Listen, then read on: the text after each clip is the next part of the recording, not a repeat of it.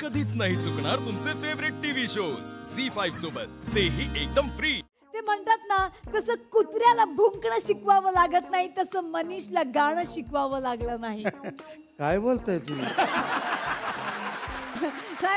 What I mean is Manish, तू एकदम अप्रतिम आहेस आणि आता मी मनीषच्या पप्पांकडे येणार आहे। चालतंय कवा पण एक चार ठेव आले ते। एक सेकंड, काय करताय तुम्ही? अहो येणार म्हणजे तसं येणार नाही, येणार म्हणजे तुम्हाला प्रश्न विचारणार आहे मी आता। Yes yes yes. तर मनीषच्या पप्पांना मला विचारायचं की तुम्ही काय करता? नाही, आपलं तसं काय फिक्स नसतं। नाक्यावर थांबायचं आणि जो कोणी मजुरीला घेऊन जाईल त्याच्याबरोबर जायचं। आज ह्यांच्या बरोबर आलोय 400। 400? 4 शेत नांगरायची मजुरी होती त्यांची आज, ते सोडून इथं आलेत। खरं आहे, ते 4 शेत नांगरणार होतो मी, तेवढं ते म्हणला या घरी या घरी या, पप्पाय घरी या, मग आलो, नांगरणी सोडून आलो। वा, तुम्ही बघितलं की मनीष साठी त्याचे पप्पा नांगरणी सोडून आणलेत, यालाच म्हणतात ते आहेत एक आदर्श नांगरणे। वा वा, थँक्यू थँक्यू। आणि आता मी वळणार आहे मनीषच्या आईकडे। कुठे? तुम्हीच आहात ना? हा, मनीष आईला मला विचारायचंय की आई, तुम्ही सुद्धा गाता? हा, मी गाते। खरं तर मी पण गातो। हे बारका होता का नाही तेव्हा झोपायचाच नाही, तेव्हा अंगाई मी गाऊन ह्याला झोपायचो। हो, लग्नात जेवायला बसली माणसं नाही का, त्यांना उठवायला यांना गायला लावतात। म्हणजे लोक घास न चावता असं गिळूनच टाकतात। एवढी लोक मंत्रमुद्र होतात। काय होतात? मंत्रमुद्र। No Manish, the word is मंत्रमुद्रा। तर मंडळी, आपण पाहिलं, मला आईना विचारायचंय की आई, तुम्हाला कधी कळलं की मनीषला गाता येतं? काल स्टेशन बाहेर। कालच हे सगळ्या मजुरांना सांगत होती की आमचा मनीष फार मोठा गायक आहे, मस्त गातो। Okay okay okay okay. तर मला इकडे एक छोटीशी चिमुरडी दिसते। हेलो बेबी, कम हियर, इकडे ये। So baby, your mother singing, your brother singing, your daddy singing, everybody in your family is singing, and your brother today is such a big star, is going to win this competition. How do you feel, baby?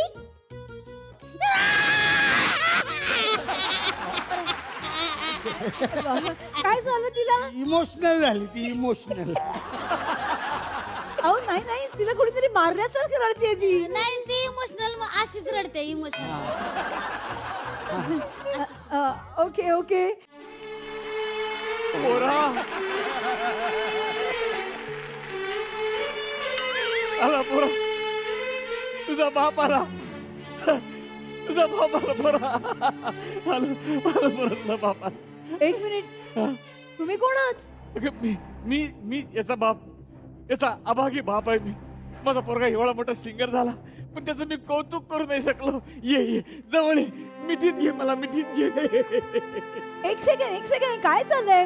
तुम्ही जर मनीषचे बाबा असाल तर मग हे कोण आहेत? हे पण माझे बाप आहेत। मी कोणाची बायको आहे? तू यांची बायको आहेस ना, असं काय करतीस तू? पण आता तू ह्या बाप आहे ना तुझा? गप्पस ना।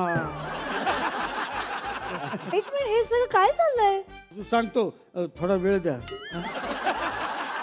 अरे हे सगळं काय चाललंय? लवकर सांग। असं सांगतो ना, जरा विचार करू दे ना, आठवू दे। मी सांगतो।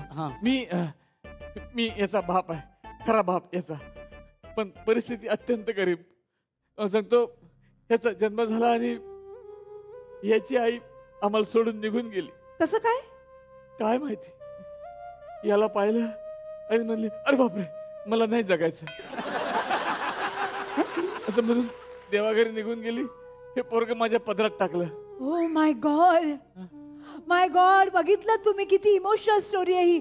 मनीषची आई तो जन्माला येताच निघून गेली, त्याच्या बाबांच्या पदरामध्ये मनीषला टाकून। याचाच अर्थ मंडळी, मनीषचे बाबा साडी नेसायचे। बघितलं रसिक हो, 3 पट्टीत गाणाऱ्या मनीषचे आहे झोपडपट्टीमध्ये 3 बाप। हो ना, मी पैशानं गरीब आहे, पण बापांना लय श्रीमंत आहे। मला तुम्हाला एक प्रश्न विचारायचा की मनीषचं नाव हे मनीष ठेवावं असं का वाटलं? एक मिनिट, कोण सांगतोय ते आधी ठरवा बरं पहिल्यांदा। म्हणजे या तिघांना नाव माझं ठेवलंच नाही, आईनं ठेवलंय. बाई आम्ही हा. मी हिने याचं नाव मीच ठेवलंय म्हणजे हा. हो पण तेच मनीष का ठेवलं? ते आम्ही मजुरी करायला जायचं ना. ते ठीक आहे पण त्याच्यावर मनीष कसं नाव ठेवलं? नाही सांगते ते आम्ही मजुरी करायला जायचो तर मनीष लहान होता ना मग त्याला ते झाडाला आम्ही झोपाळा बांधायचो त्याच्यामध्ये त्या झोळीमध्ये त्याला ठेवायचो आणि त्याच्या डोक्यावर आणि मग ते मांजर त्याच्या डोक्यावर सावली धरत होती. मांजर मनी म्हणून असं मला कळलं म्हणजे मनीष मांजर मनी माऊ म्हणून मनीष. नाही ते मांजर सावली धरायचं. मांजरीच्या काळात घंटा होती, ते घंट्याच्या काळात जो मनी असतो ना तो मनी असा पडला. ते घुंगरे होते ना मांजरीच्या मळ्यात, ते एकदा एक घुंगरू वरतून बरोबर त्याच्या तोंडात पडलं आणि ते घशात गेलं. त्याला गिळूनच टाकलं म्हणून ते नाव. मनी त्यांनी गिळला ना म्हणून ते मग तेव्हापासून तो गायला लागला ना म्हणून मनीष. वा वा वा वा रसिको, तुम्ही आता पाहिलेलं आहे की एका गायकाच्या आयुष्यात काय काय घडलं. त्याच्या गंडस्थळामध्ये मणी आहे. गंडस्थळ नाही हो, कंठ म्हणतात. कंठ गंडस्थळ कुठं असतं हे आपलं काय माहिती कुठं असतं. हे अरे हत्तीच्या मस्तकामध्ये असतं गंडस्थळ. हा हे बघा, बिबट्या झाला, मांजर झाली, आता हत्ती आणू नका स्टोरीत प्लीज. वा वा वा रसिको, आपण बघतोय की हळूहळू मनीषच्या जीवनाचे पिल्लू इथे उलगडत चाललेले आहे. पैलू मॅडम. हा तेच. आणि आता आपण शाळेकडे येणार आहोत. शाळेबद्दल सांगा. काय सांगायचं, ओपन हाऊसला जायची लाज वाटत होती. एक सेकंड, ओपन हाऊस तर खूप मोठ्या मोठ्या इंग्रजी शाळांमध्ये असतं. म्हणजे मनीष इंग्रजी शाळेत जायचं? नाही म्युन्सिपाल्टी मध्येच होता. पण ते ओपन हाऊस म्हणजे कसं, हा जेव्हा शिकत होता ना तेव्हा आम्ही ओपन हाऊस मध्ये राहत होतो, म्हणजे फुटपाथवर राहत होतो. हा, फुटपाथवर ओपन हाऊस. मी सिग्नलवर फुगे विकायची. मी गाड्या धुयाचं माणूस. मी ते मोबाईलचे स्टँड विकायचो मॅडम गाड्यात. मी गजरे विकायचे रस्त्यावर. ऐक ना, मी शाळेत असताना तुझा जन्म पण झाला नव्हता. सगळे बोलतायत म्हणून आपण बोलायलाच पाहिजे असं काही नाहीये. ते शाळेचं काय? मी शाळेत जायचो उपाशीपोटी. फक्त ॲव्होकाडो खाऊन जायचं पोरग. ॲव्होकाडो सारखं एवढं महाग फळ तुम्ही अफोर्ड करू शकत होतात? आव्या माझा मित्र आहे शाळेतला. मी त्याला म्हणायचो, आव्या डबा